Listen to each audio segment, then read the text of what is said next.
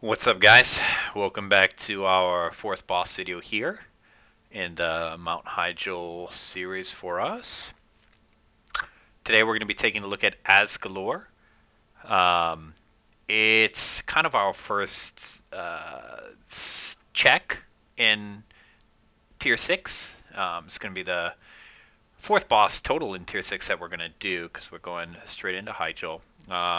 The first three bosses in Hyjal are fairly simple, and I fully expect us to one-shot them, maybe two-shot them if we have some silly mistake on something or something like that. Azgalor, however, is a little bit of a bigger step up from the first three. So we want to make sure that we are really focused and dialed in on this boss because we want to have this boss dead on day one. So we want to have this boss dead within our first 3 hours of raiding when Tier 6 launches. So we really want to make sure we have everything super planned out for this guy. Um, so here we go. This is going to be a little bit more of an in-depth one because this guy's a little bit tougher, and hopefully he will reward us with some sweet Tier 6 shoulders. Like we've done with all the other ones, we're just going to go over the abilities first, and then we'll get into the strategy. So Azgalor here, like I said, fourth boss, Pit Lord, he's very large. He's really, really big. So positioning him shouldn't be a big deal. He doesn't move a lot ancillary like maybe some people with smaller hitboxes. So let's talk about his abilities. First one we're going to talk about is Cleave. Okay. Now this Cleave is very different from Khazragal's Cleave, the third boss in here. Khazragal's Cleave is off his melee swing timer, so he can melee swing and then cleave, and that's quite deadly for the tank.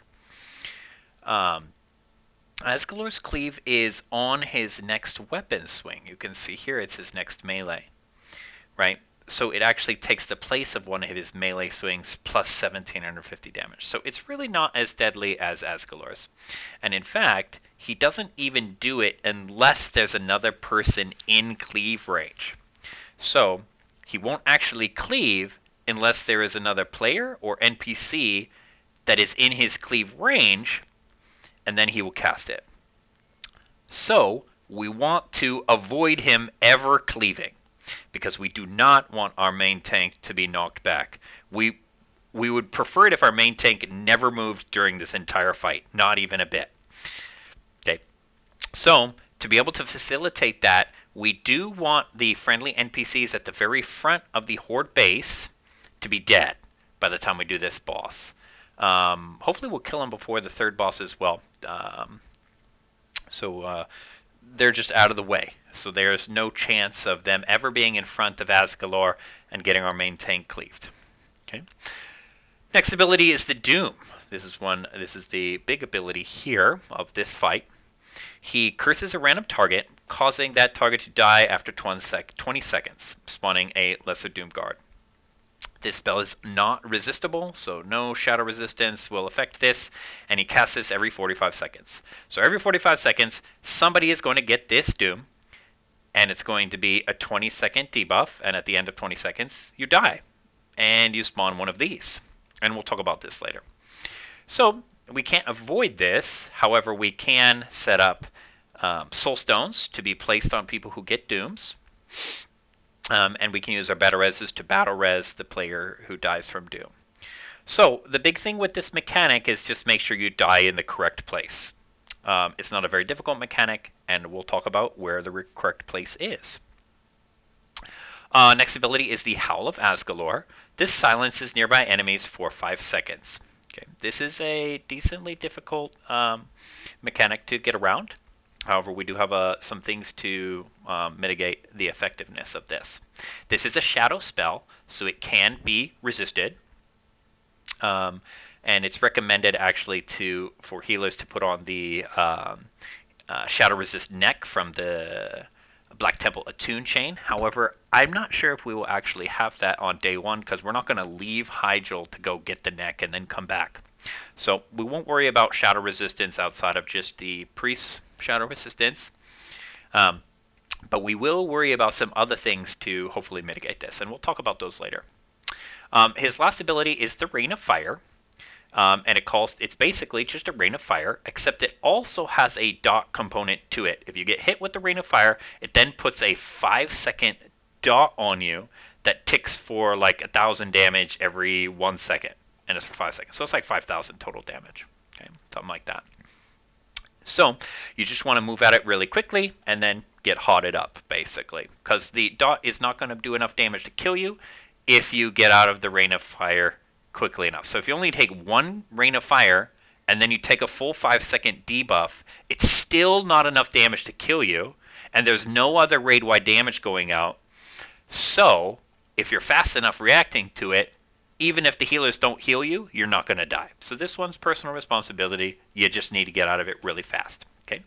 The really interesting thing about this ability, as you can see here, is it only has a 40-yard range, meaning Azgalor only has a 40-yard range on this spell, which will come in handy for our strategy that we will use. The other thing that's of note about Rain of Fire is it can target all players, even the main tank, which is bad RNG. We don't want it because we don't have to have the main tank moved. It can also target totems, which means it probably can also target Thornlings. So we're going to be placing our totems in an area that is not directly on our players or stacks, and probably we're going to be coming in with some Thornlings as well. Okay, so let's talk about this guy, this Doom Guard, where the Doom summons him. He's weak. He has about 200,000 health, not too much. And he does two things. He does the cripple, which is not really a big deal, because we're going to be tanking it with a prop paladin. So basically the strength reduction by 50%, and the movement speed reduction by 50%. Is not really a big deal. It's not going to reduce their threat a lot. It's only going to be the attack speed that's going to suck. Now, this goes on a random player, so it might not even go to the tank. However, the tank is the only one that it can go on them that's super detrimental. So we'll just watch out for that. It won't be going on any melee because melee will be way outside of the 45-yard range that this guy can cast it on. So you don't have to worry about that melee. And he also has a War Stomp that is just an AoE War Stomp that does 1,000 damage and stuns everybody for 5 seconds. Not really a super big deal, especially since these are only level 72 mobs, so they cannot crush. So it is going to reduce all avoidance. It's not going to make the tank crushable, but it is going to make them take more damage because there will be no miss blocks, dodges, or parries during the War Stomp. So we might do some things to mitigate that, like some FAPs. I'm not sure exactly how that will work, but it's probably the best off-tank cooldown to use, or a potion to use. So we'll think about that. Okay, so that's the abilities. Let's get into the strategy. Sorry guys, you're in for the long haul for this one. This is our first difficult boss, so let's get going. So first, we're going to talk about specs, because after the third boss dies, and before we do the trash and the fourth boss, we are probably going to have a few people in our raid hearth out and respec. The reason for this is because we want some specific things in our raid. Okay, so let me hold on a second. Let me change this real quick to be able to get some stuff that I missed. Okay. So first things first is our paladin tanks are actually going to hearth out of the raid and go get improved lay on hands. Okay. The reason for this is because Azgalor hits quite hard, and we are going to be rotating 3 LOHs on our main tank, so we're going to have 6 minutes of uptime of 30% bonus armor value from their items on our main tank, which is most likely going to be Uba. This is going to reduce incoming damage by a ton, so this is awesome. What we lose from this is anything in our ret tree, which is mostly mana efficiency and avoidance, and since we're going to be off-taking the ads that can't crush, we don't need that avoidance for our crush cap, so it doesn't really matter. So we'll go get an improved lay of hands, and that's going to be sweet. Hopefully Peg will already have it. If he doesn't, he needs to go get it as well. Okay, so that's the first one. Second one is if our priests do not have Unbreakable Will, which is in the first tier of discipline, which they probably, many of them might even have this already. They won't need to go respec, but if they don't have it, they're going to hearth out and respec. The reason is because it gives them a 15% chance to reduce the silence effect. That's great. That's 15% chance to reduce those 5-second silences. Awesome. Wonderful. The third thing that we need is our resto shamans to have this PvP talent. Okay, either you hearth out or you come in with it. This is focused mind. It's two talent points, and it reduces the duration of any silence or interrupt effect used against the shaman by 20%, meaning that Azgalor's 5-second silence will go down to a 4-second silence. So we need our resto shamans to go get this. Okay. Now let's move on to something not outside of spec, but also something that we can pre-plan, hopefully, is gear. This is a neck. There's also an equivalent one from SSC, and I think we had one drop. I don't remember who it went to, though, because I was actually going that raid. This one is out of Heroic Blood Furnace off the last boss, and what you can see here is it's a caster neck, and it reduces the duration of silence effects on you by 20%. So again, this one reduced that 5-second silence down to a 4-second silence. This will be super useful on any caster if you can pick this up, but it's going to be the most useful on Jack, on Resto Druid, to reduce that 5 down to the 4 seconds, and Peg on the Holy Paladin to reduce that 5 seconds down to a 4-second silence. Okay, Shamans don't need it. They pick it up in their spec. Priests, it would be super useful to you to get this as well, although you do have that big resist talent, so maybe not quite as useful. And any DPS, if you want to pick this up, try for it. I'll try to make myself available. Hopefully we have some tanks available to tank some Heroic Blood Furnace. Okay. So that's the last thing there. Like I mentioned, we are going to be wanting to grab some Thornling Seeds for this fight, because the Rain of Fire can target a totem, and so I assume it can also target a Thornling Seed, and engineers. We're going to want to bring our target dummies as well, all that kind of stuff.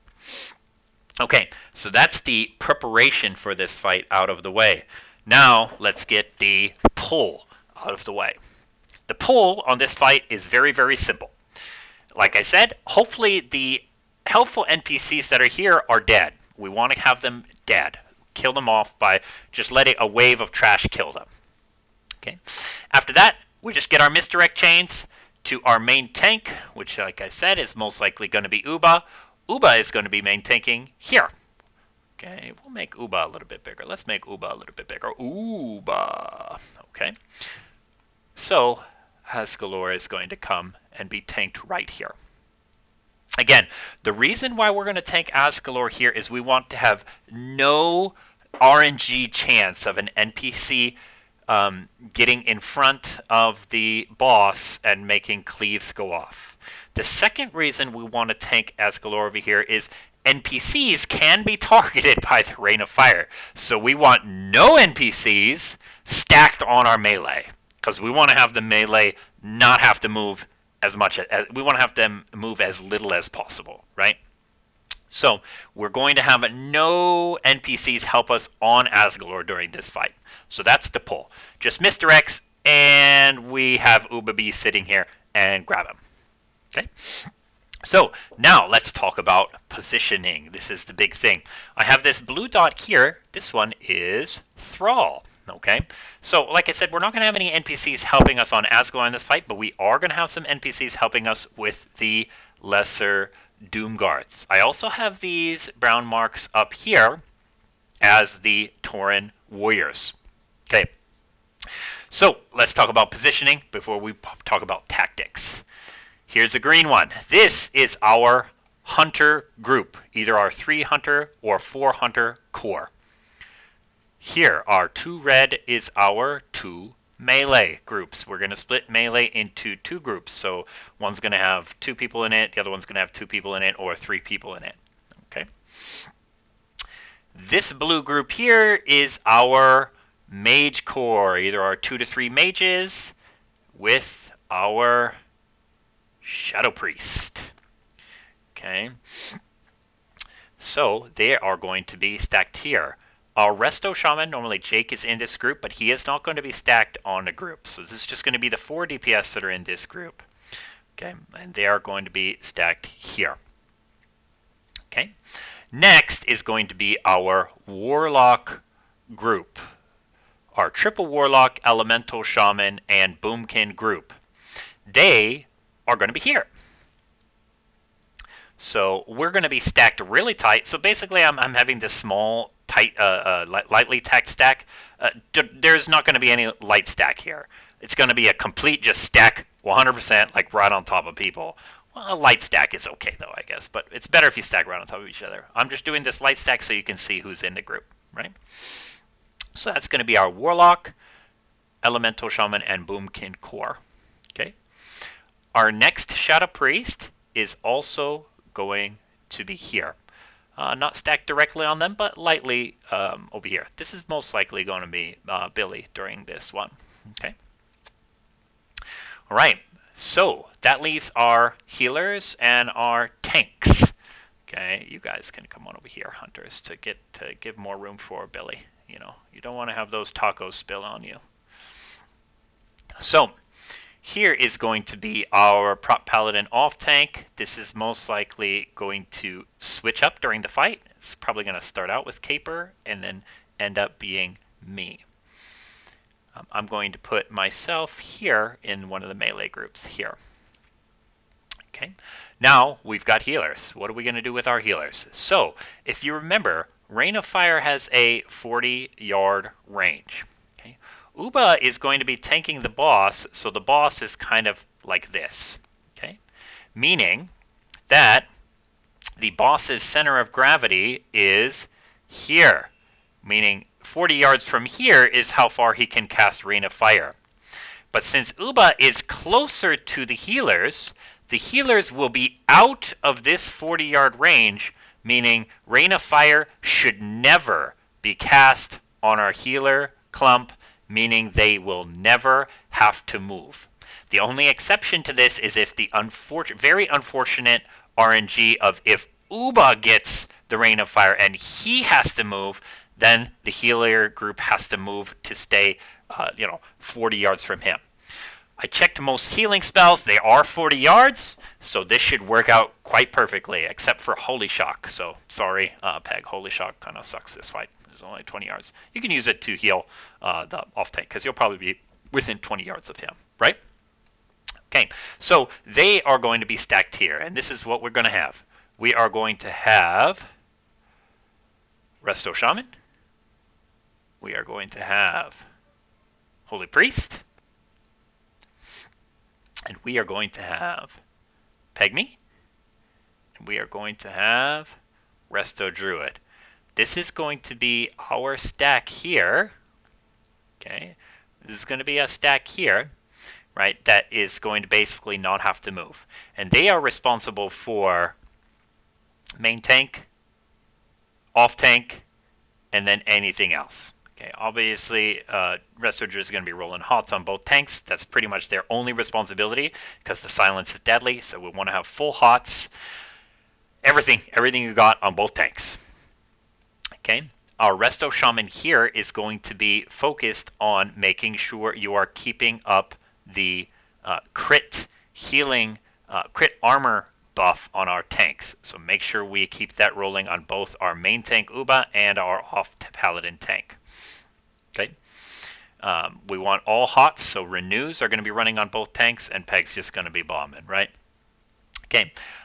So if we are 6 healing it, we are then going to have another Holy Priest and another Resto Shaman, hopefully. They're going to be here.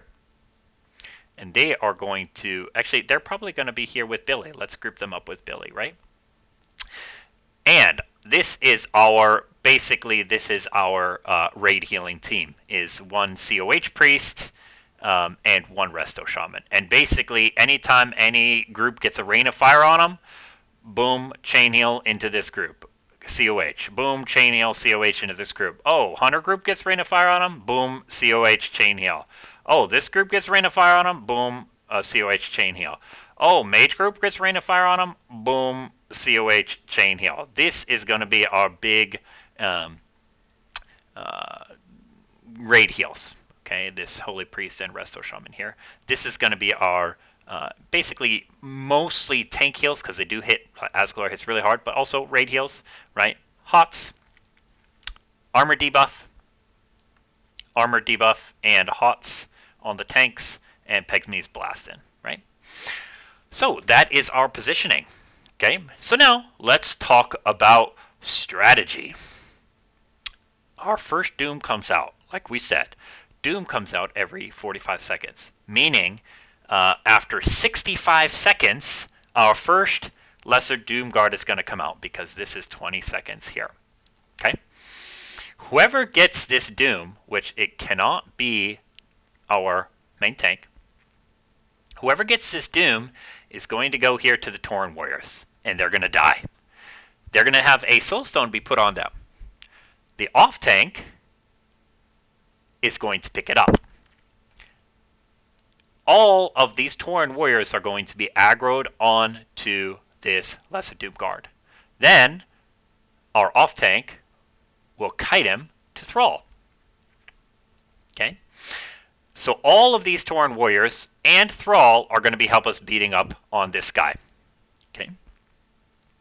The guy who died up here, Soulstone resurrects and gets back to their group wherever they should be. Now, our kill squad on the Lesser Doom Guards is our Warlock group plus Billy. Billy is going to move at least 41 yards away from the boss, so he is no longer targetable by Rain of Fire.